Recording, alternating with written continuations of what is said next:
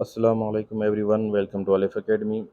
Class 8 की history को हमने शुरू किया हुआ है, जिसमें फ़र्स्ट चैप्टर जो है उसको तकरीबन हम मुकम्मल करने वाले हैं। प्रीवियस वीडियो में हमने पढ़ा था अपना administration system in India during the British Raj after 1858 के बाद जो है वो क्या था।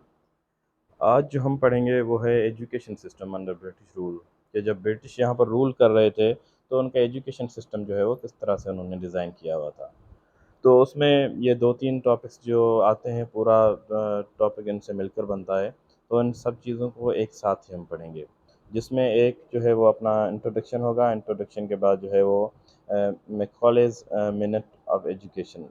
मिनट ऑफ एजुकेशन मतलब जो उसने पॉइंट्स दी थी एजुकेशन के हवाले से, कि इंडिया के अंदर एजुकेशन जो है वो किस तरह से होगी, उनको हम डिस्कस करेंगे। Then Charles Wood's dispatch on education 1854 में उन्होंने जो दिया था, and the result of education policy, कि इन जो ये एजुकेशन पॉलिसी थी, इसका रिज़ल्ट क्या निकला इंडिया के अंदर। तो सबसे पहले जो है 1835 में गवर्नर जनरल विलियम बेंटिक, उसने जो है कुछ चॉइसेस की, जिसने रीशेप कर दिया इंडिया की एजुकेशन को।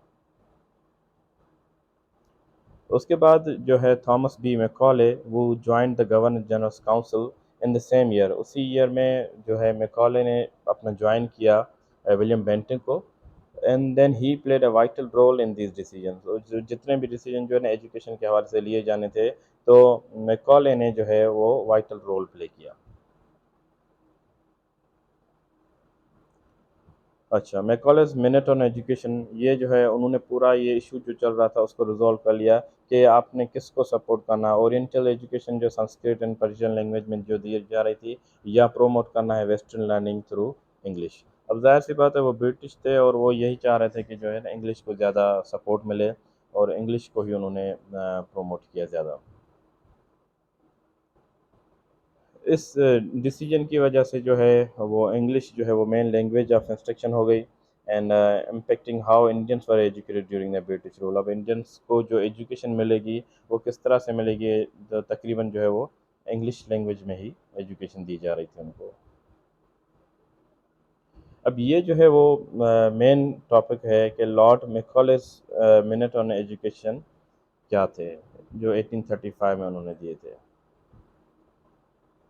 तो उसमें सबसे पहली बात ये थी कि लॉर्ड मैकॉले जो था उसका एक गोल था, उसका एक विज़न था, उसका एक मिशन था। वो क्या चाहता था, he wanted to created a class of individuals with Indian heritage and blood and colour, but English in taste, opinion, morals and intellect.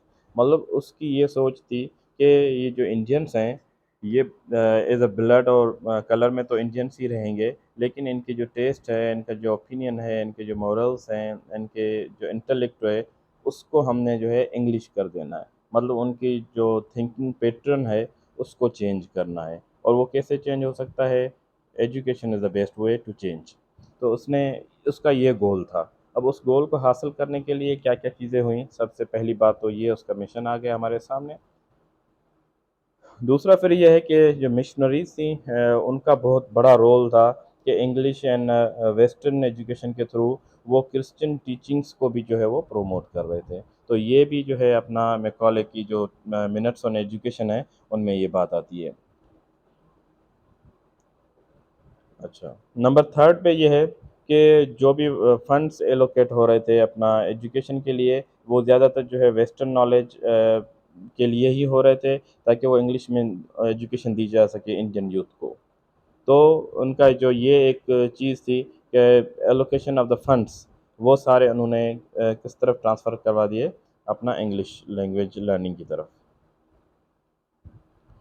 अच्छा, नंबर 4th पे जो ना करिकुलम जो पढ़ाया जाता था गवर्नमेंट स्कूल्स में एंड मिशनरी स्कूल्स अलग से बने हुए थे, जिनमें जो है क्रिश्चियन लोगों को पढ़ाया जाता था, एंड जो ब्रिटिश थे उनको भी पढ़ाया जाता था, इंडियंस को भी पढ़ाया जाता था। तो सेम करिकुलम सेम ही था गवर्नमेंट स्कूल्स में एंड मिशनरी स्कूल्स में, लेकिन जो मिशनरी स्कूल्स थे उनमें जो है ना बाइबल की टीचिंग जो है वो भी दी जाती थी।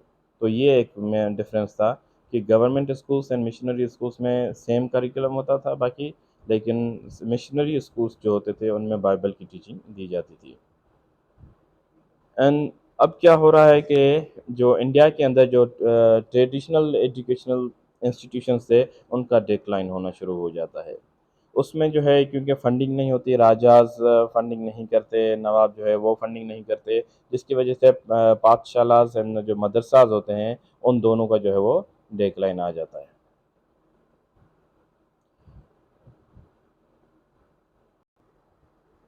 अब जो है इंडिया के अंदर जिस टाइम पे ब्रिटिश रूल कर रहे थे, तो इंग्लिश जो है वो एक प्रैक्टिकल नेसेसिटी बन जाती है। वेस्टर्न एजुकेशन जो है वो एक प्रैक्टिकल नेसेसिटी बन जाती है कि अगर आपको कोई भी एम्प्लॉयमेंट चाहिए, कोई भी जॉब चाहिए, तो ये बहुत ही ज़रूरी था, बहुत वाइटल था जो है अपना एम्प्लॉयमेंट लेने के लिए ब्रिटिश एडमिनिस्ट्रेशन के अंदर जो है, तो इंग्लिश जो है वो एक नेसेसिटी बन चुकी थी।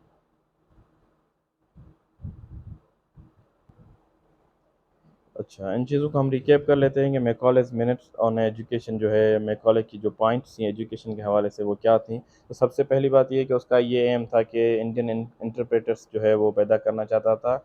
Indian in blood but English in intellect and taste and opinion जो है वो उसमें वो इंग्लिश होनी चाहिए।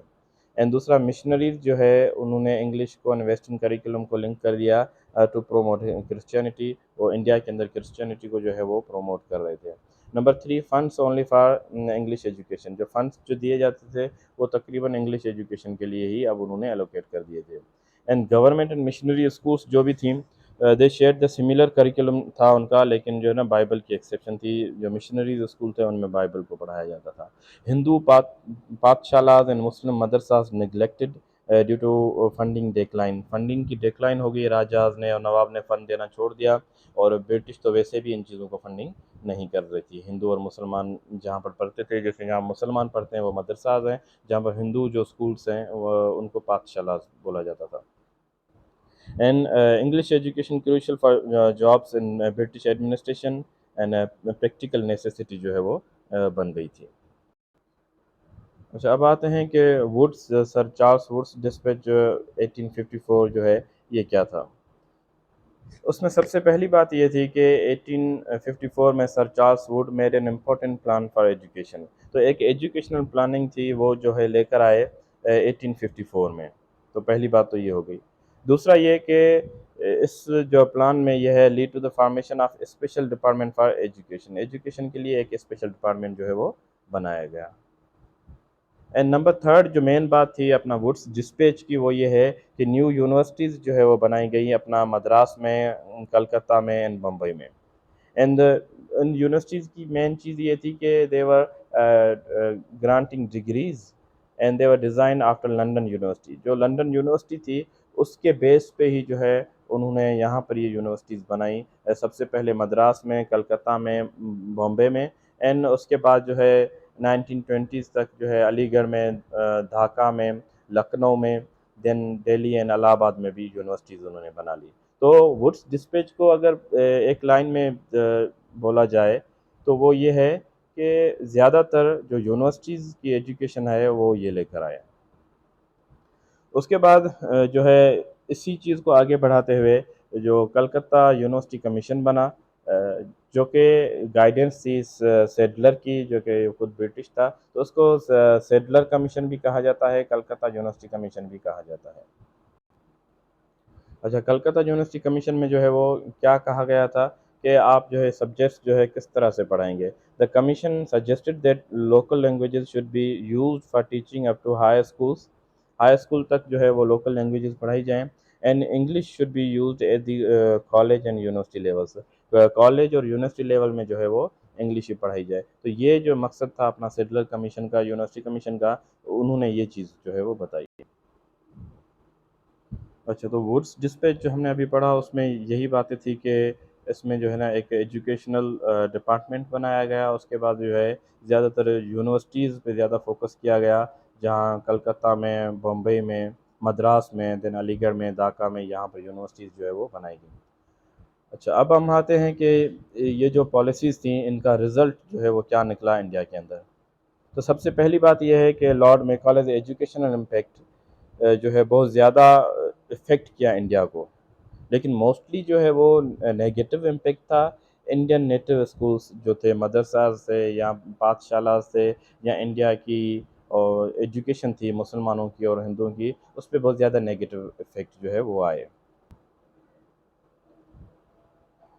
Pre partition school number, pre partition में अगर देखा जाए तो वहाँ पर अपना जब ब्रिटिश आए थे, before the British came there were lots of schools in Bengal and Bihar in 1830। बहुत ज़्यादा स्कूल्स इन एवरी विलेज। हर विलेज में जो है एक स्कूल था, जो कि रिपोर्ट किया है थॉमस मुनरो ने। तो यहाँ पर आप देख लें कि ब्रिटिश से पहले जो है वो इंडिया के हर विलेज में जो है एक स्कूल था। बहुत ज़्यादा स्कूल से एजुकेशन जो है वो बहुत ज़्यादा अच्छी थी।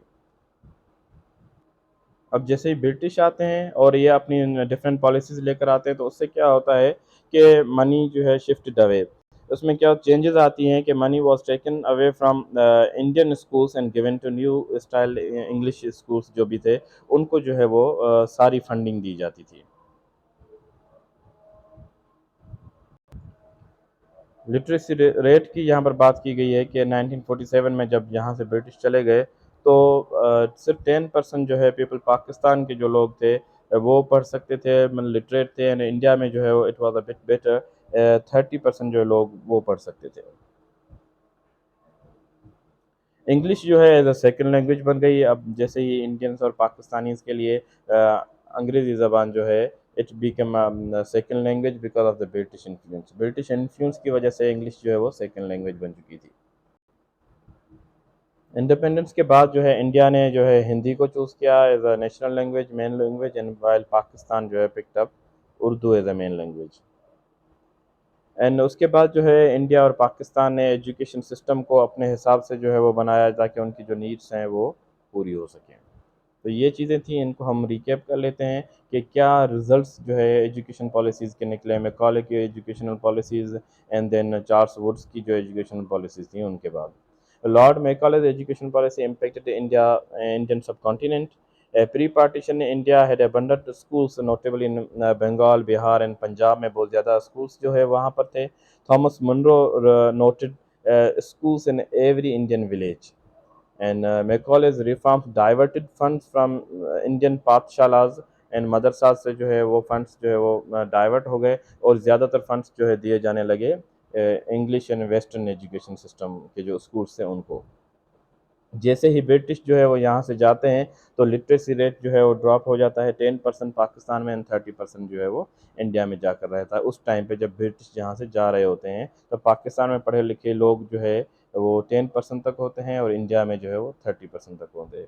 And English adopted as a second language by Indians in Pakistanis. English को सेकंड लैंग्वेज के तौर पर वो अडॉप्ट कर लेते हैं। और जो है पोस्ट इंडिपेंडेंस में India choose Hindi as a main language, and Pakistan chose Urdu as their state languages.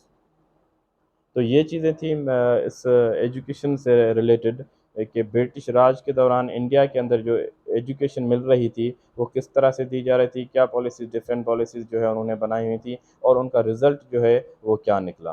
Thank you so much.